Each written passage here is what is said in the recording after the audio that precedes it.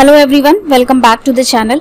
Last assessment year 21-22 से annual information statement यानी कि AIS को स्टार्ट किया गया था, जो कि 26 AS फॉर्म का ही एक एडवांस रूप है। आपकी जो भी इनकम्स 26 AS में रिफ्लेक्ट नहीं होती हैं, वो AIS में रिफ्लेक्ट हो जाती हैं। आज के वीडियो में हम आपको ऐसे 53 ट्रांजैक्शंस बताने वाले हैं जो कि आपके एनुअल इंफॉर्मेशन स्टेटमेंट या AIS में रिफ्लेक्ट हो जाते हैं और आप उन्हें हाइड नहीं कर सकते अपनी इनकम टैक्स रिटर्न में। ITR फाइल करने से पहले आपको फॉर्म 26 AS और AIS दोनों को डाउनलोड कर लेना है और आपका ITR फॉर्म इन दो डॉक्यूमेंट्स के अकॉर्डिंग ही फाइल होना चाहिए। अगर 26 AS और AIS में मिसमैच है तो आप 26 AS के डेटा को ले सकते हैं और AIS में आप रॉन्ग इन्फॉर्मेशन के लिए फीडबैक सबमिट कर सकते हैं कि इन्फॉर्मेशन रॉन्ग है।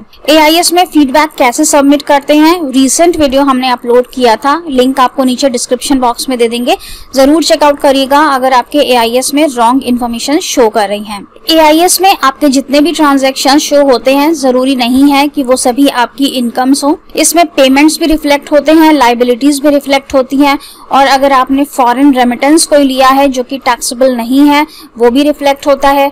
आपकी GST की परचेज और सेल भी रिफ्लेक्ट होती है। तो बहुत सारे ट्रांजैक्शंस हैं जो इसमें रिफ्लेक्ट होते हैं और ऐसा जरूरी नहीं है कि वो सारी आपकी इनकम्स हैं और उन्हें आपको अपने ITR में दिखाना है। आपके AIS में जो भी ट्रांजैक्शंस रिफ्लेक्ट हो रहे हैं, आपको उनका एक बार एनालिसिस करना पड़ेगा कि ये आपको अपने ITR में लेने हैं और इनमें कहां पर आपको शो करना है। तो चलिए स्टार्ट करते हैं आज का वीडियो और देखते हैं कि AIS में कौन से 53 ट्रांजैक्शंस रिपोर्ट हो जाते हैं जिन्हें आप हाइड नहीं कर सकते। सबसे पहला है सैलरी, जो कि हम सब जानते ही हैं कि हमारी सैलरी AIS में रिपोर्ट हो जाती है। इस पर जो भी TDS आपका डिडक्ट हो रहा है वो भी AIS में रिपोर्ट हो जाता है। इसके बाद है रेंट रिसीव्ड, अगर आपको कहीं से रेंट रिसीव हो रहा है वो भी आपके AIS में रिपोर्ट हो जाता है। डिविडेंड, पहले डिविडेंड टैक्सेबल नहीं था लेकिन अब डिविडेंड टैक्सेबल है under the head income from other sources और इस पर TDS भी डिडक्ट होता है। तो डिविडेंड भी अगर आपको कहीं से मिल रहा है, किसी शेयर्स का या म्यूचुअल फंड्स का, तो वो भी यहाँ पर रिफ्लेक्ट हो जाता है। इंटरेस्ट फ्रॉम सेविंग बैंक, आपके सेविंग बैंक अकाउंट से जो भी आपको इंटरेस्ट अर्न हो रहा है, चाहे एक बैंक से हो रहा हो या कई बैंकों से हो रहा हो, सारा मिलाकर यहाँ पर रिफ्लेक्ट हो जाता है। सेविंग बैंक का इंटरेस्ट 26 AS में रिफ्लेक्ट नहीं होता था, पर अब ये AIS में रिपोर्ट होने लगा है। सेविंग बैंक का जो भी इंटरेस्ट आपको AIS में दिख रहा है, उस पर आप सेक्शन 80 TTA के अंदर डिडक्शन भी क्लेम कर सकते हैं up to ₹10,000। Interest from deposits, deposits में यहाँ पर फिक्स डिपॉजिट्स और रेकरिंग डिपॉजिट दोनों ही कवर हो जाते हैं। अगर आपको FD से कोई इंटरेस्ट रिसीव हो रहा है या आपको RD से कोई इंटरेस्ट रिसीव हो रहा है, और ये FD या RD चाहे आपकी बैंक में हो, चाहे कोऑपरेटिव सोसाइटी में हो, चाहे पोस्ट ऑफिस में हो, यहाँ से कोई भी आपको इंटरेस्ट रिसीव हो रहा है तो वो सारा AIS में रिपोर्ट हो जाता है। और ऐसा भी जरूरी नहीं है कि 40,000 से ऊपर का अमाउंट ही यहाँ पर रिफ्लेक्ट हो रहा हो, क्योंकि 40,000 के ऊपर TDS कटता है।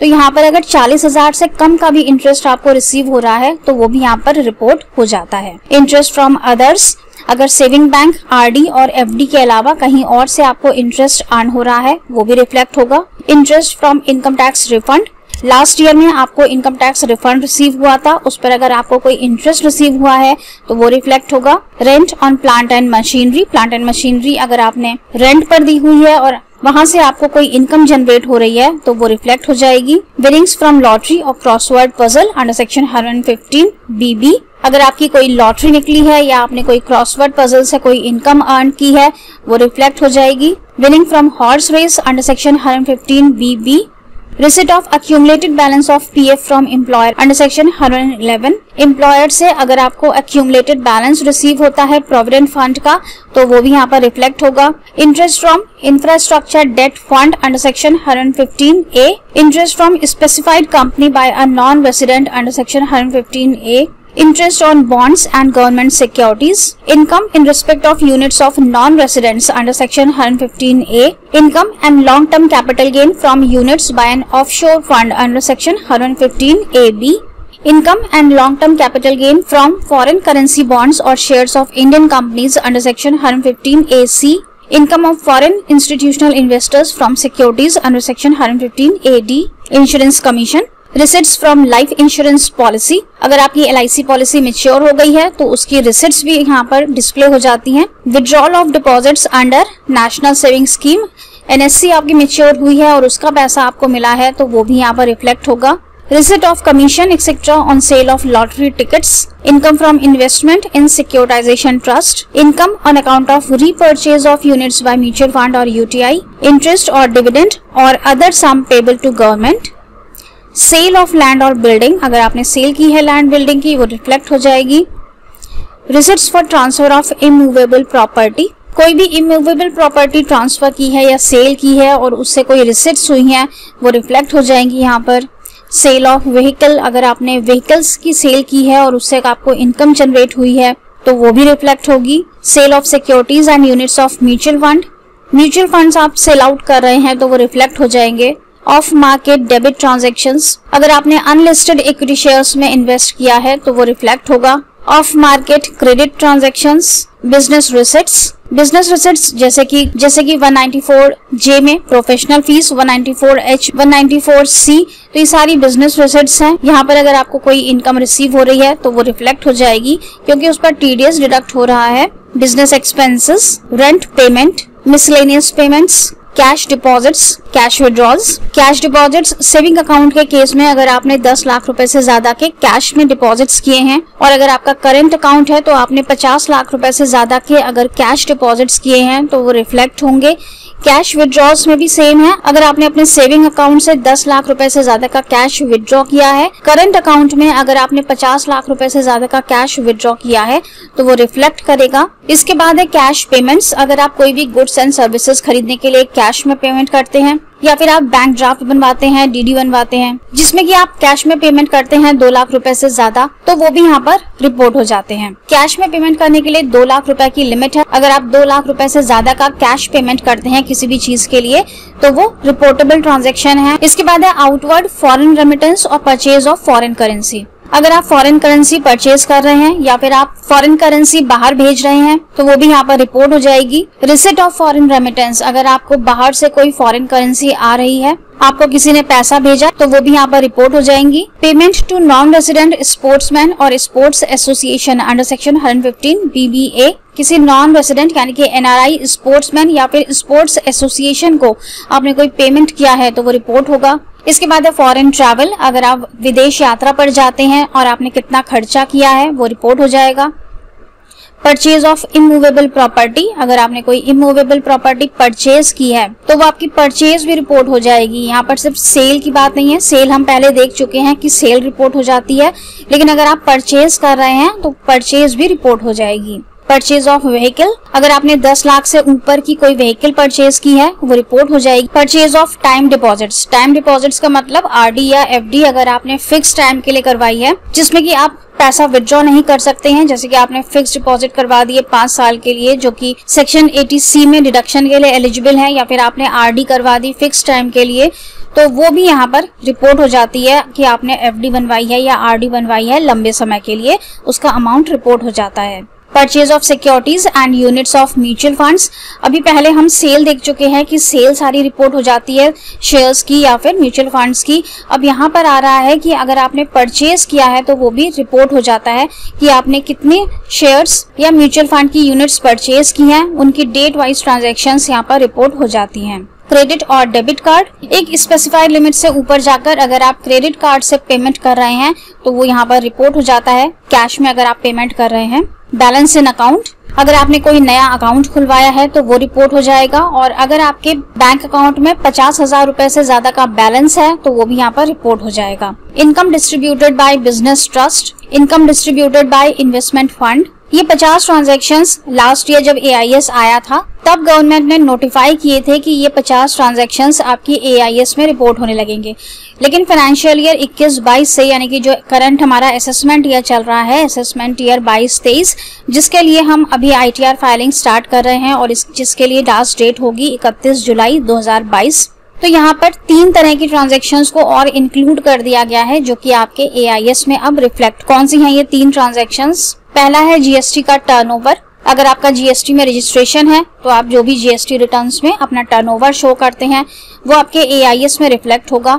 दूसरा है जीएसटी परचेज, जीएसटी रिटर्न्स में आपने जो सेल दिखाई है वो तो आपकी शो हो ही जाएगी एआईएस में, साथ ही जीएसटी में आप जो परचेजेस दिखा रहे हैं वो भी आपकी यहाँ पर रिफ्लेक्ट हो जाएंगी। और लास्ट आता है income of specified senior citizens.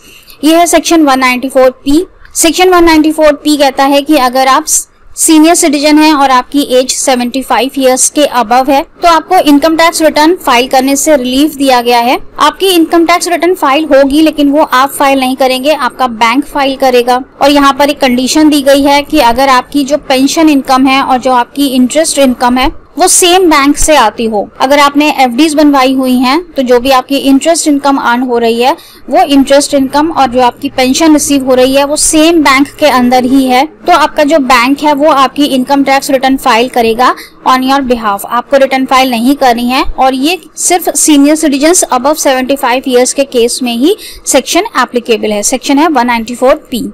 और इस सेक्शन का बेनिफिट लेने के लिए स्पेसिफाइड सीनियर सिटीजन्स को एक फॉर्म फिल करके, डिक्लेरेशन फॉर्म फिल करके अपने बैंक में सबमिट करना होता है और उसी डिक्लेरेशन के बेसिस पर यहाँ पर इंफॉर्मेशंस रिफ्लेक्ट होंगी। तो ये 53 ट्रांजैक्शंस हैं जो कि आपकी एआईएस में रिफ्लेक्ट हो जाएंगी। इन केस आप किसी भी इंफॉर्मेशन के साथ अग्री नहीं करते हैं तो आप अपना फीडबैक सबमिट कर सकते हैं एआईएस में। और फीडबैक सबमिट करते समय आपको ध्यान रखना है, पूरी तरह से आपको डॉक्यूमेंट्स को चेक कर लेना है कि आप रॉन्ग फीडबैक सबमिट ना कर दें। अगर आप फीडबैक सबमिट करके किसी इंफॉर्मेशन को हटा रहे हैं, डिलीट कर रहे हैं या फिर अपनी इनकम को कम करके दिखाना चाह रहे हैं तो वो भी आप पूरे प्रूफ के साथ करिएगा, क्योंकि इन केस आपको इनकम टैक्स डिपार्टमेंट से नोटिस आ जाता है कल को तो आप ये प्रूफ कर सकें कि आपने सही फीडबैक सबमिट किया था। क्योंकि डिपार्टमेंट को ज्यादा इनकम दिखाने से कोई प्रॉब्लम नहीं होती है। अगर आप अपनी एआईएस को मॉडिफाई करके ज्यादा इनकम दिखा देंगे तो डिपार्टमेंट को कोई प्रॉब्लम नहीं होती है, लेकिन अगर आप अपनी इनकम को कम करते हैं तब यहाँ पर आपके पास नोटिस जरूर आता है कि आपने कम करके इनकम क्यों दिखाई है। वहां पर वो आपसे डॉक्यूमेंट्स दिखाने के लिए भी कह सकते हैं। साथ ही अगर आपने अपनी कोई इनकम कंसील की है या हाइड की है तो उस पर काफी ज्यादा टैक्स अमाउंट या पेनल्टीज आपसे चार्ज की जाती हैं, जो कि 60% प्लस सरचार्ज है। टोटल मिलाकर 83% की टैक्स लायबिलिटी या कहें कि पेनल्टी आपको देनी पड़ती है अगर आप कंसीलमेंट ऑफ इनकम करते। अगर आप इनके बारे में डिटेल में जानना चाहते हैं तो आपको एआईएस का मैनुअल मिल जाएगा, वहां पर आपको each and every transaction detail में मिल जाएगा, इसके सेक्शंस और ये किस तरह से रिपोर्ट होता है। आइए जल्दी से आपको दिखा देते हैं कि किस तरह से आपको एआईएस का मैनुअल फाइंड आउट करना है साइट पर। सबसे पहले हम अपने इनकम टैक्स अकाउंट में लॉगिन कर लेते हैं। लॉगिन करने के बाद हमें जाना है सर्विसेज में, यहाँ पर एआईएस प्रोसीड। अब हमें जाना है रिसोर्सेज में, यहाँ पर यूजर मैनुअल है, एआईएस क्लिक करेंगे। यहाँ पर आपको एआईएस पर काफी सारी गाइड मिल जाती हैं। आपको जाना है एआईएस हैंडबुक में, यहाँ पे पीडीएफ को डाउनलोड करेंगे और ये हमारे पास पूरी एआईएस की हैंडबुक आ गई है जिसमें कि आपको सारे ट्रांजैक्शंस मिलेंगे जो हमने अभी आपको बताए हैं। थर्ड पेज से ये स्टार्ट हो जाते हैं, यहाँ पर सारे ट्रांजैक्शंस लिखे हुए हैं। और अगर आप किसी पर्टिकुलर ट्रांजैक्शंस के बारे में डिटेल में जानना चाहते हैं तो आपको सिंपली यहाँ पर ट्रांजैक्शंस के ऊपर क्लिक करना है और आप डायरेक्टली उस ट्रांजैक्शन पर रीडायरेक्ट हो जाएंगे, जहां पर आप उस ट्रांजैक्शन को डिटेल में यहाँ पर रीड आउट कर सकते हैं कि किस तरह से ये रिफ्लेक्ट होगा और किस सोर्स के बेसिस पर ये एआईएस में रिफ्लेक्ट होगा। इतना लेंथी प्रोसेस नहीं करना चाहते हैं तो हम आपको एआईएस का लिंक नीचे डिस्क्रिप्शन बॉक्स में दे देंगे, वहां से ओपन करके भी आप देख सकते हैं कि एआईएस में कौन कौन से ट्रांजैक्शंस रिपोर्ट होंगे। So thank you so much for watching this video. I hope कि वीडियो आपके लिए काफी यूजफुल रहा होगा। चैनल को सब्सक्राइब करना मत भूलिएगा, शेयर एंड लाइक कर दीजिएगा। Stay safe and healthy. Bye bye.